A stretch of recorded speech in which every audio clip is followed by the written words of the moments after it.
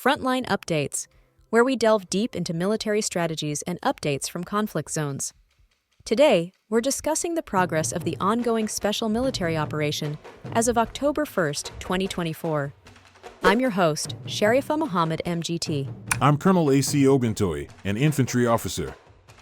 Cumulative losses. Since the operation's onset, significant Ukrainian losses include hundreds of aircraft and helicopters, tens of thousands of UAVs, and extensive numbers of tanks and artillery pieces, indicating a considerable depletion of Ukrainian military assets.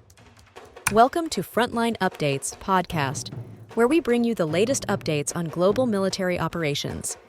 Today, we are joined by Colonel A.C. Oguntoye, an infantry officer, to give us an update on the special military operation as of October 1st, 2024. Colonel, thank you for joining us. Thank you for having me. Colonel, let's begin with a general overview. How have the Russian armed forces progressed in the past 24 hours? The armed forces of the Russian Federation continue to make progress in our special military operation. Over the last 24 hours, we have seen successes across multiple regions, with significant losses inflicted on Ukrainian forces, strategic positions being fortified, and several enemy counterattacks repelled. That sounds like substantial progress. Let's dive into the specifics. Starting with the North Group of Forces, what has been happening there? In the north, our forces in the Lipsy and Volchansk directions in the Kharkiv region dealt heavy blows to the Ukrainian 57th Motorized Infantry Brigade, 36th Marine Brigade, and the 113th Territorial Defense Brigade. These actions led to the elimination of up to 95 enemy servicemen, the destruction of 2 combat armored vehicles, 3 cars, and a field ammunition depot. What about the West Military Group? We've heard they liberated a key settlement. That's correct. Our West Group of Forces liberated the village of Vishnevo in the Kharkiv region. In addition to this, we inflicted significant losses on Ukrainian mechanized brigades and the 117th Territorial Defense Brigade in several areas, including Stavki and Yampol in the Donetsk People's Republic. We successfully repelled 2 counterattacks and destroyed multiple pieces of military equipment, including US-made M777 and British-made FH-70 howitzers, and 2 ammunition depots. It sounds like a successful day for the West Group. Let's shift focus to the Southern Group of troops. What's the latest from that front? The Southern Group of troops has secured more advantageous positions and inflicted heavy losses on Ukrainian forces. We repelled a counterattack from the Ukrainian 5th Assault Brigade. The enemy suffered up to 900 casualties, along with the destruction of several vehicles and artillery systems, including US-made M777 and M198 howitzers. Additionally, we eliminated a self-propelled Acacia artillery unit and a field ammunition depot. A significant blow to Ukrainian forces. Now, regarding the Center Group of Forces, what have they achieved recently? The Center Group of Forces has been very active.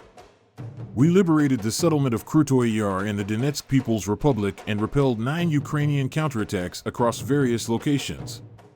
In total, we inflicted losses of around 635 enemy servicemen and destroyed several pieces of military equipment, including armored personnel carriers, combat vehicles, and artillery pieces like the 152mm MST-AB howitzer.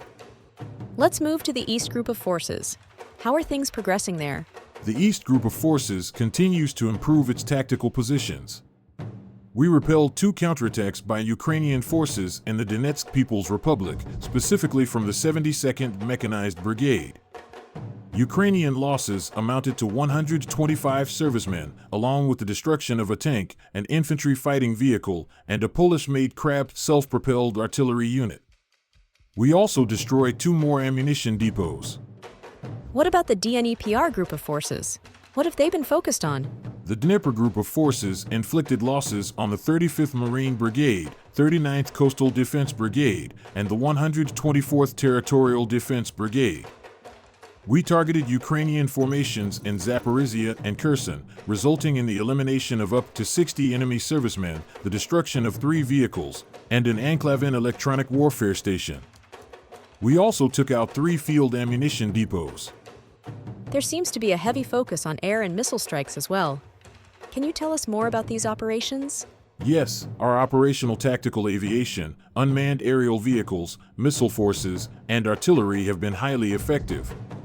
Over the past 24 hours, we targeted concentrations of enemy personnel and military equipment in 128 areas, disrupting their logistics and operational capabilities. Additionally, our air defense systems shot down 3 U.S.-made ATACMS operational tactical missiles, 3 HIMARS rockets, and 31 Ukrainian unmanned aerial vehicles. It's clear that the air defense systems are playing a critical role.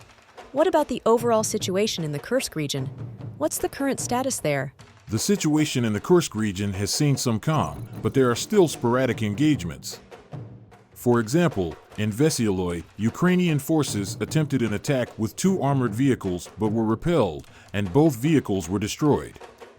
In Medvesy, we defeated an enemy column attempting to attack from the direction of Abadi. Ukrainian forces continue to hide in forested areas to minimize losses, but we are conducting regular strikes against these positions. Given these updates, what are the next steps for the Russian armed forces? Our focus remains on continuing to repel Ukrainian counterattacks, solidifying our control over key areas, and degrading the Ukrainian military's operational capabilities. We are also preparing to address any potential new offensives by Ukrainian forces, particularly in the Kursk region, where they are preparing to introduce fresh brigades into the fight. Thank you, Colonel. Lastly, are there any other notable incidents or localized skirmishes that have occurred recently? Russian troops raised the flag over the northwestern part of Ugledar. The city can be considered captured. The battle for this area became one of the most difficult in the history of the SVO, requiring not only serious resources, but also a rethinking of combat tactics. From here to Velika Novosayolka, where the Ukrainian counteroffensive of 2023 began, is only 30 kilometers. If the cascade of villages around is taken quickly, then, as we said, the entire section of the southern Donetsk front will be rolled up into a roll. Colonel, thank you for providing such a detailed briefing on the current military situation. Your insights are invaluable to our understanding of the conflict's dynamics. And thank you to our listeners for tuning in. Join us next time as we continue to provide up-to-date coverage on global military affairs. Stay with us for more updates and expert analyses on global defense and security issues. Stay informed, stay secure. Thank you for having me. It's crucial to keep everyone informed about the latest developments. Israel has recently initiated a military operation in Lebanon, which is seen as an attempt by Prime Minister Benjamin Netanyahu to escalate the conflict in Gaza. Netanyahu's actions are believed to be driven by a series of intelligence successes that have given him more confidence and power. On October 1st, the Israel Defense Forces launched limited, localized, and targeted ground raids in southern Lebanon as part of Operation Northern Arrows. Prior to this, there were hours of Israeli airstrikes and artillery fire across the border, resulting in 95 deaths and 172 injuries, according to the Lebanese Health Ministry.